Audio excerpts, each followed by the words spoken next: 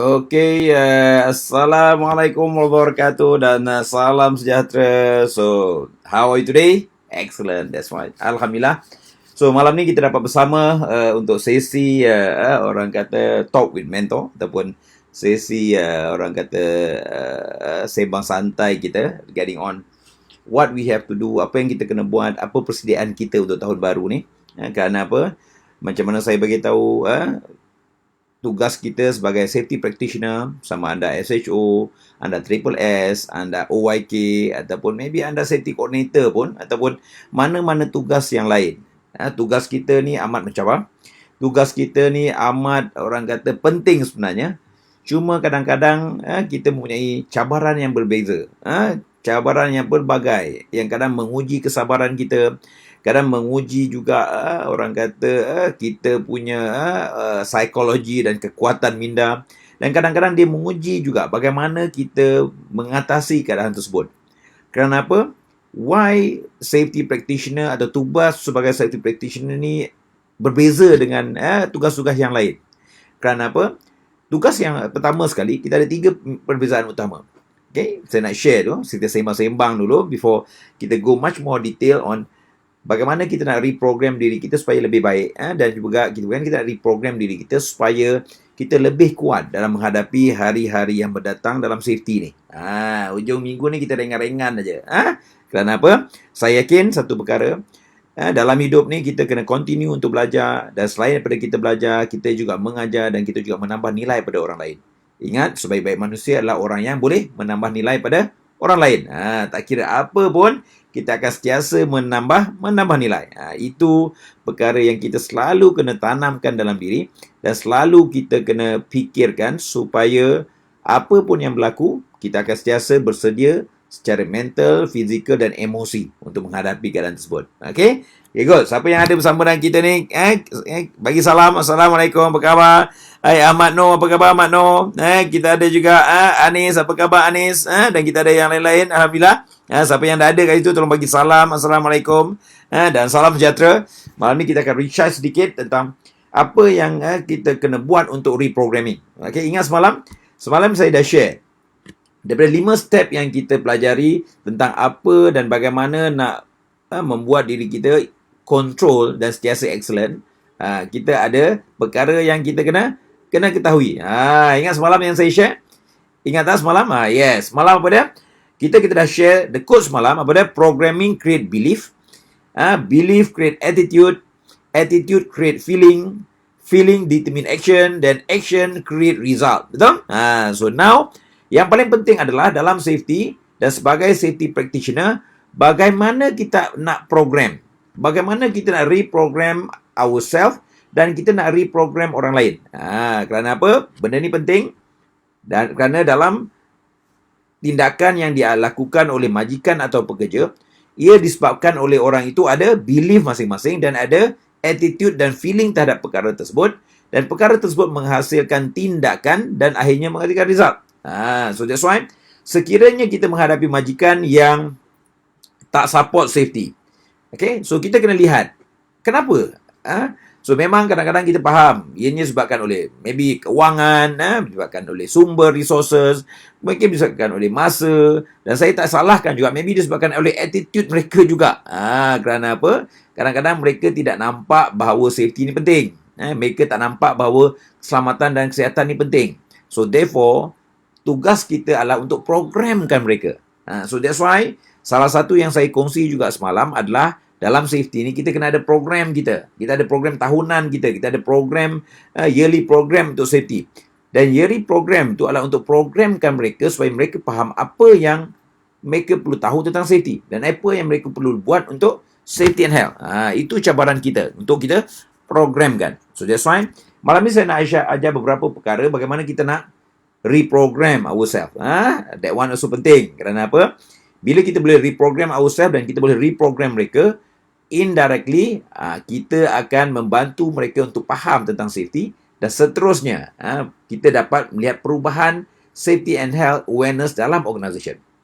Kenapa saya ada banyak keadaan di mana kadang-kadang SHO komplain tentang majikan tak support. Majikan orang kata tak berikan perhatian dalam safety. Maybe majikan cut corners contohnya. Maybe majikan try to orang kata hide behind the bush contohnya. Ada yang juga kadang-kadang majikan yang buat magic, betul? So therefore kita kena faham bagaimana majikan boleh diprogramkan. Okay, so that's why malam ini saya nak share beberapa teknik bagaimana kita boleh programkan mereka. Itu penting. Kerana apa? bila kita dapat programkan mereka dengan betul, kita akan dapat sedikit perubahan dan kita akan menuju ke arah perubahan yang lebih baik.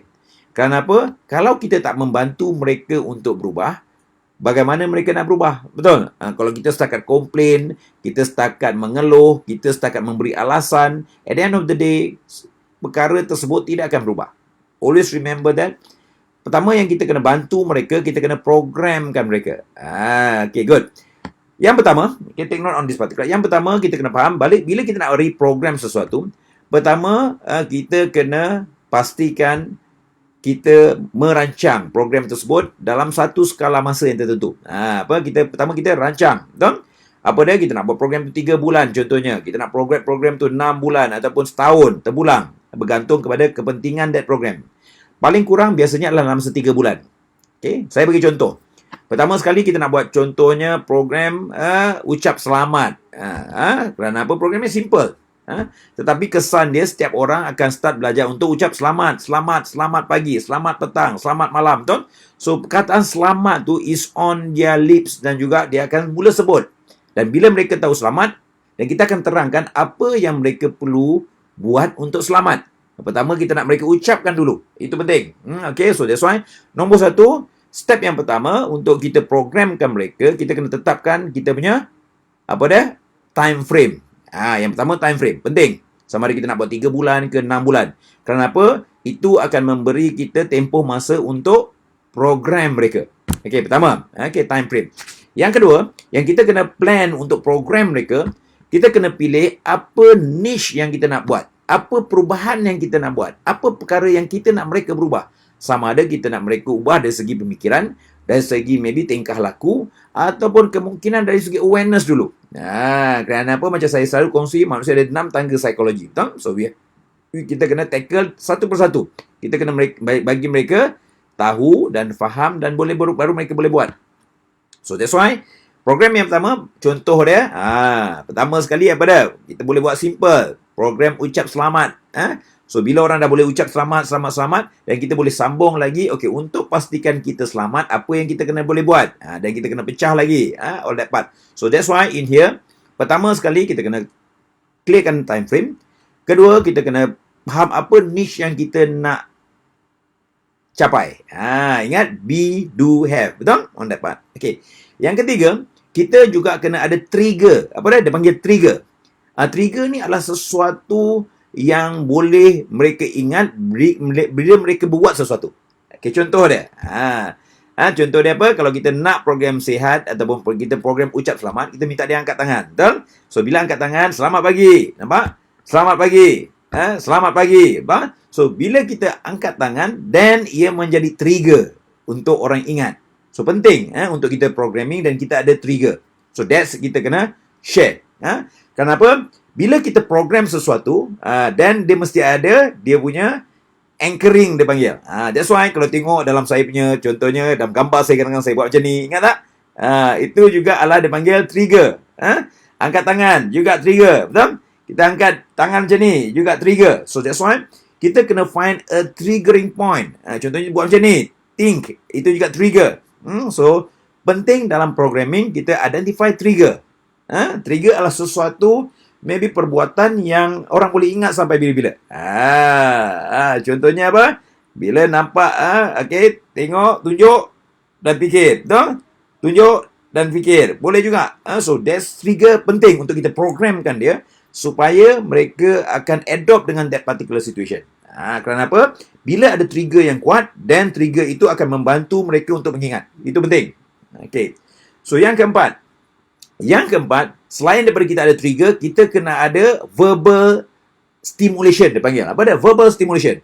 Sesuatu yang dia sebut selalu. Okay, untuk kita programkan dia. Kerana apa? Orang ni kalau dia tak sebut, dia tidak akan tertulis di minda. So, kita kena faham. So, that's why kita kena suruh dia sebut. Contohnya, ucap selamat pagi. Apa dia? Selamat pagi. Ataupun kita ucap selamat pagi. Nampak tak? So, bila dia sebut selalu, then dia akan start orang kata right up on their mind. That's also one way of kita nak programming. Okay, itu penting. Dan yang kelima, yang penting dalam programming juga, yang selalu saya ajar, kita masukkan dalam declaration setiap pagi. Apa dia? Okay. Saya selamat dan sihat. Saya, betul-betul. So, masukkan dalam kita punya, dia panggil apa? Kita punya declaration every day. Kita sebut setiap hari. So, indirectly, kita sebut selama 3 bulan dan perkara itu menjadi programming pada mereka. Dia panggil repetitiveness. Okay? So, that's why 5 perkara yang kena ada untuk kita reprogram. Nombor 1, kita kena ada time frame yang jelas. 3 bulan ke 6 bulan. Betul? Okay, betul? Kedua, kita ada main subject matters. Apa yang kita nak achieve? Yang ketiga, kita kena ada anchoring point. Apa yang kita nak anchor? Betul? Contohnya, kita nak anchor dengan angkat tangan. Contohnya, kita nak gunakan maybe 2 tangan, 2 jari. Betul? Whatever it is. Yang ketiga, kita boleh juga reprogram dengan wording dan kata-kata. Betul? Ataupun verbal. Itu kena ada. Dan last but not least, kita kena pastikan benda itu kita lakukan berulang-ulang dan kita masukkan dalam self-declaration yang biasa saya buat. Nampak? So, indirectly, perkara itu kita bila ulang sekurang-kurangnya selama 40 hari dan dia akan start sebati dan bila orang sebut dan sebut lagi dan kita start to program dia punya mind. Okay? So, itu penting. So, that's why in here, in life, we have to understand manusia ada potensi untuk diprogramkan semula. Manusia ada potensi untuk diperbetulkan persepsi dia. Manusia ada potensi untuk kita perbaiki cara pemikiran dia. Kerana bila kita betulkan pemikiran mereka, mereka akan bertindak dengan lebih baik. That's why saya beranggapan bahawa majikan yang negatif, majikan yang tak support, majikan yang maybe cut corners ataupun nak buat magic ataupun maybe nak jalan mudah, kerana mereka belum nampak kebenaran. Mereka belum nampak kepentingan dia. Dan mereka maybe belum kena pada diri mereka sendiri. Nampak? So, bila mereka dah kena pada diri, baru mereka sedar. Faham? Tapi sebelum itu, kita bertanggungjawab untuk berkongsi dan beritahu mereka. Dan ingat, macam mana saya bagi tahu, always bagi tahu kerana tugas kita adalah untuk menyampaikan. Dan kita buat yang terbaik dalam teritori, dalam area di mana kita boleh kawal. Okay?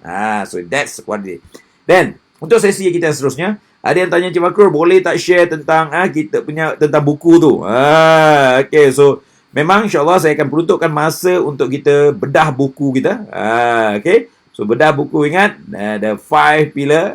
The 5 pillar of excellence. Siapa yang belum dapat lagi buku ni, tolong beritahu, tolong inform, tolong bagi nama. Nanti kita akan forward kepada anda buku ni. Ingat. Buku The 5 pillar. Yang memang diberi percuma pada anda. So, that's why sesi kita akan datang, kita akan share bagaimana kita boleh bedah buku ni dan juga apa kandungan-kandungan dalam 5 pillar ni yang anda kena tahu. Okay, so that's why. Okay, siapa yang ada kat sini? Okay, Waalaikumsalam, Anis, salam. Okay, Ahmad Noor, apa khabar Ahmad Noor?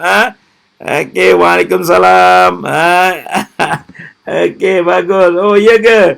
Ahmad Noor, sihat, banjir Pahang. Yelah, dengar cerita kan. So, takziah juga kawan-kawan kita yang dalam keadaan banjir sekarang ni. That's why, ingat, dalam apa pun keadaan, kita kena banyak bersabar. Kita memang akan diduga. Faham tak? So, that's why in here, apa pun keadaan, always remember, apa pun dugaan yang paling hebat pun, always remember, akan ada yang menyayangi kita. Ada yang akan ada membantu kita, insyaAllah. Dan yang paling penting adalah, kita kena sabar dan hadapinya dengan lebih baik. Dan lebih kuat, insyaAllah. Betul? Dan takziah juga pada kawan-kawan kita yang dekat Pahang. Okay, be careful, jaga keselamatan diri, jaga kesihatan diri. Dan juga tolong sampaikan pada keluarga anda, berhati-hati waktu banjir ni. Jangan main air. Jangan main barang-barang elektrik yang tak sepatutnya. Dan juga pastikan juga kesihatan anda dalam keadaan baik, dalam keadaan banjir ni. Pastikan anda juga dalam kebersihan diri dan insyaAllah kita doakan sama-sama supaya apa yang berlaku ni dapat orang kata